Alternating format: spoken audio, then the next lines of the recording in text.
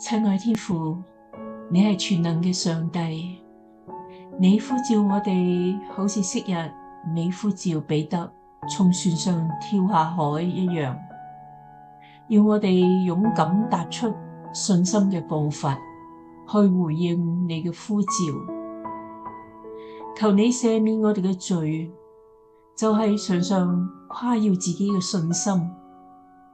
我哋回應你之後，卻喺風浪中轉眼睇周圍嘅環境，忽然害怕而沉沒啦。主啊，幫助我哋時刻定睛喺你嘅身上，堅定信靠你嘅應許，唔會因試煉而去動搖。